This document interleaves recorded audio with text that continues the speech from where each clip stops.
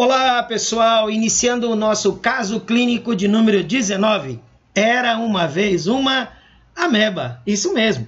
Nós vamos apresentar um caso clínico específico de amebíase extraluminal, ou seja, fora do intestino, provocando um quadro de abscesso hepático. Assista até o final, porque você vai gostar bastante desse caso clínico. Caso clínico esse apresentado por mim, Edson Luiz de Oliveira, seu colega aí na área de saúde.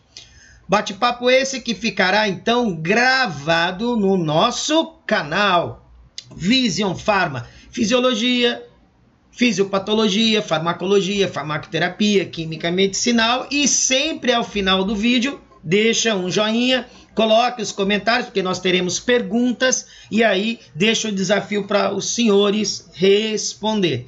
Além disso, nos acompanhe pelas redes sociais. Instagram do Professor Edson, Instagram do Vision Pharma e também o nosso site www.visionpharma.com.br. Mas, o que nos interessa é exatamente o nosso estudo sobre a condição de amebíase. Conheça um novo jeito de estudar, Vision Pharma. É isso aí, galera. Vamos lá, então? Começar aqui, fazer uma análise bem criteriosa para a gente estudar esse caso. É necessário que os senhores recapitulem o ciclo do parasita, né, o ciclo biológico do parasita, EILO aí.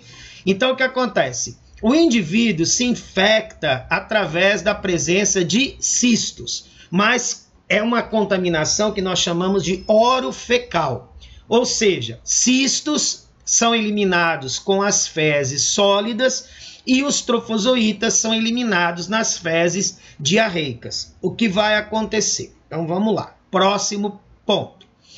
Ocorre a ingestão dos cistos maduros através da água e dos alimentos que estão contaminados com fezes. Esses cistos desinsistam no intestino delgado e liberam formas do parasita. A grande maioria formam colônias e que acabam não trazendo nenhum tipo de malefício, ou seja, nenhum tipo de prejuízo. Em muitos casos, o indivíduo tem a ameba, mas não tem manifestação clínica. No entanto, a colonização na região do seco e do sigmoide do intestino grosso pode ocorrer formação de úlceras, ulcerações intestinais. Além disso, após as ulcerações, os trofozoítas, que são as formas ativas da ameba, não os cistos, as formas que se locomovem por meio de pseudópodo, através da via sanguínea, podem alcançar pulmão, fígado, coração, cérebro e provocar lesões nessas regiões, ou seja, abscessos. É o caso clínico que nós vamos apresentar para vocês de uma criança que vem de uma região onde há baixa qualidade de saneamento. No caso específico citado, estou utilizando uma área onde aparecem casos de ocorrência dessa condição clínica. Então, vamos nós, segue lá. Criança do gênero masculino, 9 anos de idade, natural do Pará.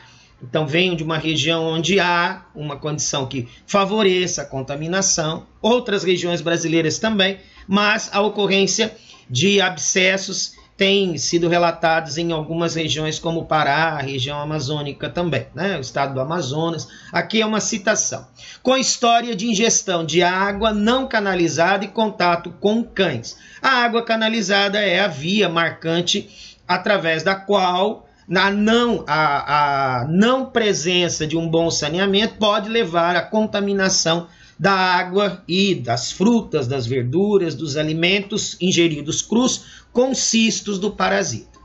A criança apresentava um bom estado antes do internamento, com quadro clínico, aí sim, ela foi internada com quadro clínico de febre alta e dor abdominal de modo expressivo. No primeiro momento foi feita uma terapêutica com azitromicina empírica e o quadro do paciente agravou, uma vez que a azitromicina é um macrolídeo, ela tem outro propósito terapêutico. Ao exame físico, a criança tem 39,4 graus centígrados, o fígado está aumentado, apresenta dor à palpação no hipocôndrio direito, mas sem a reação de defesa ou reação peritoneal. Significa dizer que vai descartando a ideia de uma peritonite, vai descartando a ideia de uma apendicite. Leucocitose 18.270, o que chama a atenção é essa neutrofilia de 75%, PCR elevada, ALT e AST foram dosados e fez a ecografia abdominal, onde foi detectada essa lesão hepática.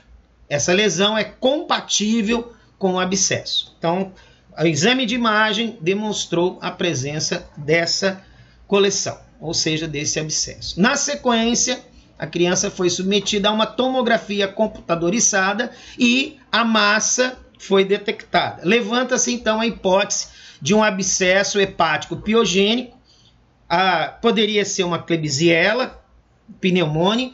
A terapêutica foi feita empiricamente com ceftriaxona, gentamicina e metronidazol.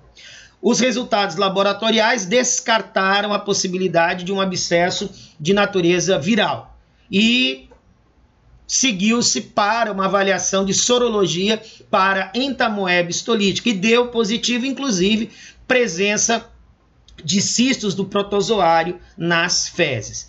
Então, estes são os trofozoítas e estes são os cistos. Esses cistos foram encontrados nas fezes dessa criança. Seguiu-se, portanto, a terapêutica, após a instituição da terapêutica empírica, assistiu-se uma boa evolução clínica favorável com normalização dos parâmetros laboratoriais e redução progressiva dos achados de imagem. Para a eliminação intraluminal de E. coli, após 15 dias de terapêutica com metronidazol, iniciou-se a paramomicina. Isso está no caso clínico, mas há outras drogas que podem ser usadas, como a etofamida e também o teclosan, eles podem ser utilizados. Mas nesse caso clínico foi utilizada a paramomicina. Ao final da terapêutica, confirmou-se a cura. Então a criança teve um quadro de amebíase com abscesso hepático, foi tratado com metronidazol. Detalhe importante, o metronidazol ele elimina a forma extraluminal ou extraintestinal. Não tem ação com os cistos intraluminalmente. Isso é importante de nós apresentarmos para os senhores, porque sempre terá que ter a utilização de uma droga adicionalmente, de um fármaco adicionalmente. Nesse caso foi a paramomicina, mas pode ser feito o uso da etofamida e também do teclosan, de acordo com a literatura médica específica. 5 questionamentos? Não, 6 questionamentos. Qual é o mecanismo básico de ação do metronidazol e da paramomicina? Segunda pergunta, nos exames de fezes, qual a forma evolutiva normalmente encontrada? Então, verificando se as fezes elas estão diarreicas ou não. É possível encontrar trofozoíta? Se sim, justifique. Esse parasita interfere na absorção de nutrientes pelo hospedeiro? Isso é outro ponto importante, tá? Existem alguns parasitas intestinais que interferem. Então a pergunta fica, a entamoeba histolítica, ela interfere? Qual a origem da amebíase extraluminal? Como é que o parasita alcançou o fígado, o coração, o pulmão ou o cérebro? No caso desse paciente, alcançou o fígado do paciente. Comente sobre a dificuldade do diagnóstico de amebíase. Por quê? Porque existe a possibilidade de existir outras amebas. Uma delas é a disparo. Existem algumas espécies, está aí a questão de número 6, de amebas que são consideradas não patogênicas, mas que não são frequentemente encontradas nos exames parasitológicos de fezes. Qual o significado da presença dessas espécies em um exame? Galera, olha, esse caso clínico é topzera. No último, responda, deixa aí a sua resposta nos comentários, dê um joinha, assista o vídeo até o final. Aquele abraço, até mais!